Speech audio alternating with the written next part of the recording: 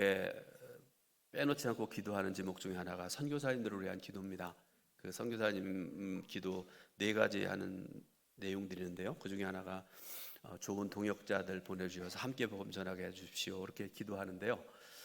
제가 왜 이 말씀을 드리는가 하면 오늘 여러분 송구영신 예배 11시부터 아니 그 전부터 한 8시부터 나와서 준비하고 지금 예배 드리고 있는데 찬양 인도하신 분들 또 영상하고 그다음에 또 우리 학생들 또 기도했고 또 모든 일을 맡은 이분들이 다 하나님께서 허락하신, 크게 보면 우리 동천교회 또 작게 보면 이 당림 목사의 동역자라 생각돼서 정말 감사할 수밖에 없습니다.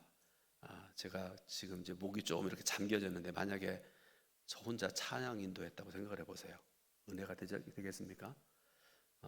제가 윤주 오늘 찬양하는 걸 아침에 일부 예배 때 들어보면서 제가 생각하기에는 저는 정훈이 씨를 좋아하거든요. 목소리가 참 맑고 좋아서 버금가는 그런 목소리여서 너무 감사했고 한 곡 더 해달라고 그랬더니 연습이 안 돼서 안 됩니다, 그렇게 얘기를 하더라고요. 은혜 받으셨죠?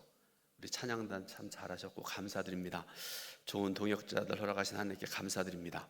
오늘 말씀의 제목이 빛으로 나오라라는 제목입니다. 이 시간에 3가지 예를 여러분들에게 좀 말씀드리려고 합니다. 어느 목사님의 설교 중에 일부를 소개합니다. 중세시대에는 교황과 교회가 유럽의 정치, 경제, 사회, 문화를 모두 지배한 시대였습니다. 중세시대에 교회는 성경 말씀이 사라졌고 교리적으로 부패했습니다. 사제와 교인 모두가 믿음 따로였고 생활도 따로였습니다. 이때 카톨릭 신부이며 신학과 교수였던 마르틴 루터는 교회 대개혁을 요구했습니다. 종교개혁의 가장 중요한 배경은 중세교회의 부패와 타락입니다. 교회는 사람들의 눈과 귀를 가리고 자기들의 배만 채웠습니다. 성경에서 멀어져 갔습니다. 칠흑 같은 어두움이 이어졌습니다. 오늘날 한국교회에 범람하고 있는 이 어둠은 중세교회 타락과 다를 바가 없는 듯합니다. 어느 목사님의 설교 일부분입니다. 그리고 두 번째로는 황금찬 시인의 시를 좀 읽어드리겠습니다. 촛불을 켜면 그 촛불 한 자리만한 크기의 어둠은 조용히 물러가고 그 어둠이 물러간 자리엔 광명이 찬다. 그 음성이 내 마음에 오면 내 마음의 어둠을 밝혀주는 것은 촛불이 아니다. 그것은 조용한 음성이다. 어둠이 물러간 자리에 광명이 오듯 그렇게 마음이 밝아지는 것이다. 어두운 세상에 내 마음 밝혀주는 것은 오직 그의 음성뿐이다. 그의 음성으로 내 마음에 촛불을 켜고 하늘을 향하여 눈을 든다. 세 번째로는 유기성 목사님의 고백. 요한복음은 제게 예수님을 인격적으로 만나고 친밀히 동행하는 삶을 사는 눈을 열어준 성경입니다. 처음에는 예수님이 제 안에 계신다거나 예수님을 인격적으로 만난다거나 친밀히 행동하라는 말이 너무 힘들게 여겨졌습니다. 아니, 예수님은 2000년 전에 성육신하셔서 이 땅에 태어나셨다가 십자가에서 죽으셨고 부활 승천하셨는데 지금 어떻게 만날 수 있는지 이해도 안 되고 믿어지지도 않았습니다. 예수님은 지금 하나님 우편에 계신 분이고 재림하실 때나 만나 뵐 것이라고 생각을 했습니다. 그런데 요한복음을 통해서 예수님이 지금도 저와 함께 계시고 저도 예수님을 만나고 동행할 수 있음을 확신할 수 있었습니다.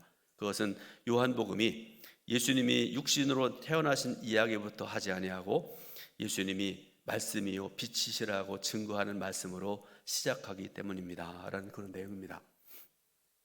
사람마다 받는 은혜가 다릅니다. 어떤 성도는 성경을 읽다가 또 성경을 듣다가 설교를 듣다가 은혜 받았다 이렇게 얘기를 합니다. 누구는 찬송을 부르다가 은혜 받았다고 얘기하고요. 어떤 성도는 일하는 자리에서 은혜 받았다는 그런 얘기도 있습니다. 어느 날 평소에 일하던 일의 자리에서 열심히 일하는데 찾아오신 하나님을 만났다는 얘기들이 굉장히 많습니다. 또 어떤 경우는요, 저 같은 경우를 생각을 해보면 저는 여러분들에게 가끔 말씀드리지만 어머니 뱃속에서부터 어머님이 저를 서원하셨다고 말씀드렸잖아요. 한 번도 다른 길 갈 생각도 안 해봤고 그래서 다른 길 가보지 못한 사람, 끝까지 처음부터 끝까지 여러분 끝까지는 제가 100% 여러분들에게 말씀드리기는 좀 그렇지만 마지막까지 최선을 다하려고 노력을 하는데요. 태어날 때부터 인생을 살아가면서 마지막까지 다른 길 가지 못하고 주님 안에 살았던 그런 사람도 있습니다. 여러 가지 은혜를 받는 그런 모습들이 있다, 그런 말씀입니다. 그런데 오늘 본문을 보게 되면 빛이 있고 어둠이 있다, 이렇게 말씀을 하세요. 관련해서 빛에 속한 사람이 있고 어둠에 속한 사람이 있다, 이렇게 말씀을 하십니다. 그래서 오늘 주시는 이 말씀을 통해서 우리가 함께 은혜 받으려고 그러는데, 첫 번째로요, 빛을 피해서 숨는 사람들이 있다, 이렇게 말씀을 하고 계세요. 요한복음 1장, 2장, 3장, 8장, 11장, 12장에 계속해서 말씀을 하십니다. 예수님께서 빛으로 오셨다, 반복해서 말씀하십니다. 지금 우리가 송구영신 예배를 드리고 있는데, 저와 여러분, 예배드리는 저와 여러분들은 2000년 전 예수님이 인간에 되어 세상에 오셨고 십자가에 죽으셨고 부활하셨음을 믿는 자들입니다. 또한 주님이 재림하실 때 주님을 만날 소망을 가진 그런 사람들입니다. 근데 더욱 분명히 믿는 것은 그 주님이 지금도 말씀과 빛으로 우리 가운데 임해 계신다는 사실입니다. 그래서 말씀으로 주님을 알게 되고 빛이신 주님을 바라보게 되는 것입니다. 그런데 좀 의아한 게 있는데요. 예수님께서 빛이신데 왜 많은 사람들이 여전히 예수님을 모르는 것일까? 오늘 읽은 말씀 중에 10절과 11절 말씀, 여러분 성경 다시 보십시오. 본문 10절, 11절 말씀을 같이 봉독해 올립니다. 그가 세상에 계셨으며 세상은 그로 말미암아 지은 바 되었으되 세상이 그를 알지 못하였고 자기 땅에 오매 자기 백성이 영접하지 아니하였으나. 아멘. 자, 예를 들어서 밤에 잠을 자고 있는데요, 누가 불을 켜면 어떤 반응을 보입니까? 저도 가끔 그런 반응을 하는데요, 저는 새벽 기도 때문에 좀 일찍 자는 사람 중에 하나인데, 어느 날 이렇게 제 아내가, 제 딸들이 열고 불을 켜는 모습을 보게 되면 막 화가 나요. 눈살을 찌푸리고요, 화를 내고 이불 속으로 들어가고 하는 그런 모습들 보이지 않습니까? 그것과 똑같은 이치입니다. 죄 가운데 살던 사람들은요, 예수님 앞에 자기 안에 감추어졌던 죄와 허물이 다 드러나게 되니까 예수님을 거부합니다. 오지 마세요 그래요. 그래서 많은 그리스도인들이 숨기고 감추고 누르고 살아갑니다. 자신의 과거와 진짜 모습, 속마음이 드러나는 것을 두려워합니다. 마귀는 자꾸 그런 사람을 향해서 찾아와가지고 얘기를 하죠. 감춰라, 어둠에 숨어라. 끊임없이 마귀가 요구하는데, 하나님 말씀에 순종해야 되는데 마귀에 순종하는 사람들이 얼마나 많은지 모릅니다. 그러지 말아야 됩니다. 두 번째로, 빛을 만나면 눈이 열립니다. 빛이신 예수님을 바라보면 자신의 진정한 모습을 보게 됩니다. 베드로는 예수님을 처음 만나고 배에 가득한 물고기, 그런 거 다 관심이 없어요. 그 순간에 베드로는 주님 앞에 무릎을 꿇고요, 물고기는 관심 없어요. 뭐라고 고백합니까? 나를 떠나소서, 나는 죄인이로소이다, 그렇게 고백을 하죠. 사도 바울 보세요. 다메섹 도상에서 빛 가운데 예수님을 만난 후에 눈이 멀었습니다. 3일 동안 밤낮 식음을 전폐했습니다. 그리고 아나니아를 만나서 안수를 받은 후에 비로소 영적인 눈이 열리게 됐습니다. 여러분 중에 예수님을 인격적으로 만난 경험을 하신 분, 죄가 드러나도 부끄럽지 않던가요? 예전엔 당당했었는데요, 용모도 이만하면 됐고 괜찮아 보입니까?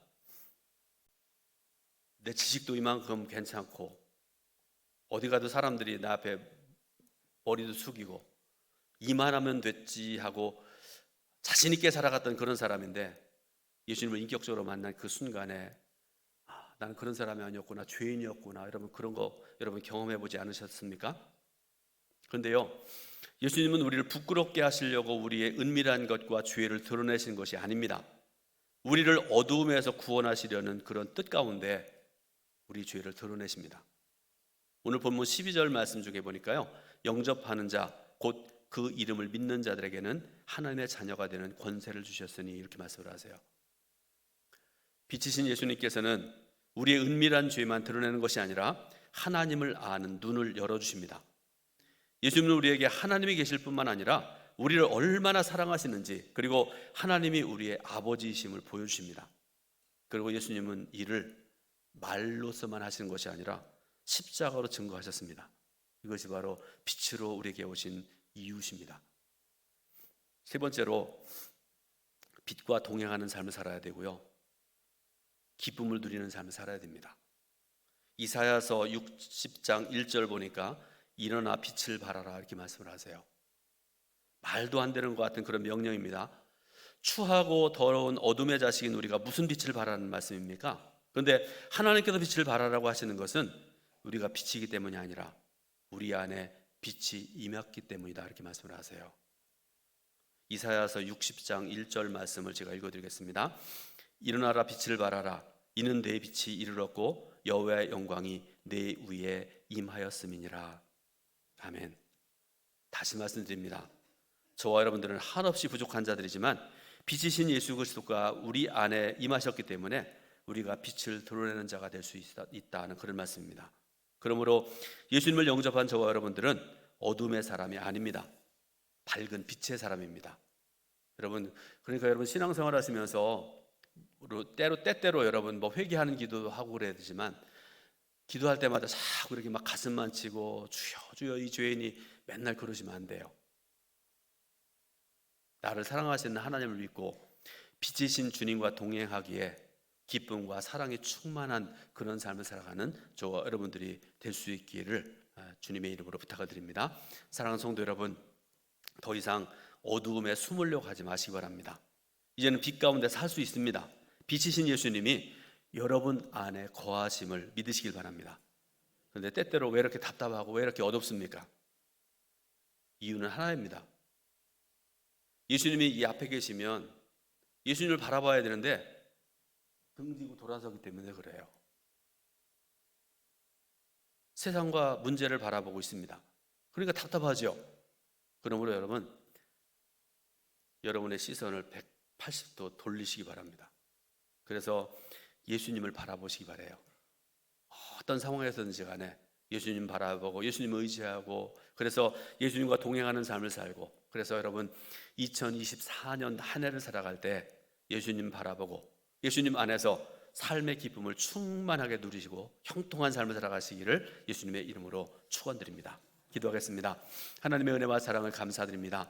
이 시간에 부족한 종을 통해서 하나님의 말씀, 생명과 진리의 말씀을 전하게 하셨사오니 진정으로 감사드립니다. 하나님, 말씀 들은 대로 주님 바라보고 주님 의지하고 내 안에 계신 주님을 의지하고, 그래서 날마다 형통하고 승리하는 복된 삶을 살아가는 우리 동천교회 성도들 될 수 있도록 인도하여 주옵소서. 예수 그리스도의 이름으로 기도드립니다. 아멘.